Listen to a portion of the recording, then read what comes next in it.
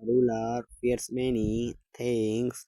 War ate his brothers, betrayal in his court, feminine in his land. But I learned that the greatest enemy of a kind is not the clash of swords nor the whisper of spice. It is the sound of nothing.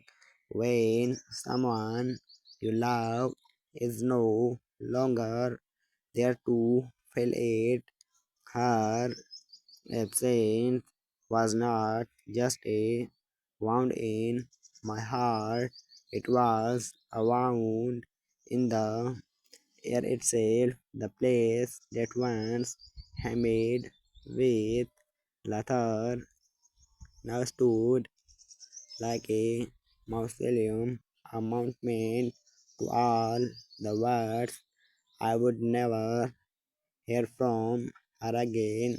I still remember the way her footsteps used to echo in the marble halls.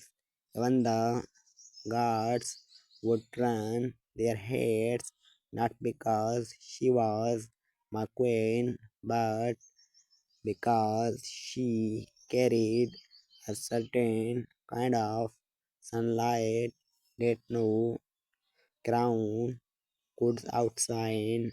The mornings after she left were the cruelest. I would wake to the call of prayer, look toward the balcony, and for a second, just a second, expect to see her there watching the dawn, the way she loved the but there was only emptiness, and in that emptiness I could hear the birth of a kingdom of silence. The desert outside my walls still moved with its eternal rain. The dunes shifted, the falcons flew, the caravans came and went out, but inside time refused to move. I walked the garden he once tended. The roses were still blooming, but they seemed ashamed to meet my eyes as if they too knew they were blooming for more. One no, in the council chamber, my ministers spoke of treaties and taxes. I nodded. I gave orders.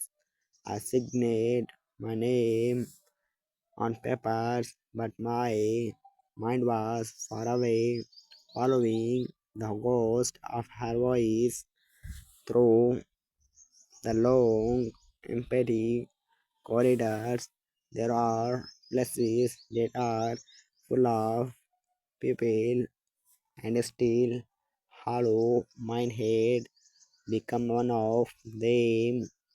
At night, I would sit by the fountain in the courtyard, listening to the water's endless fall.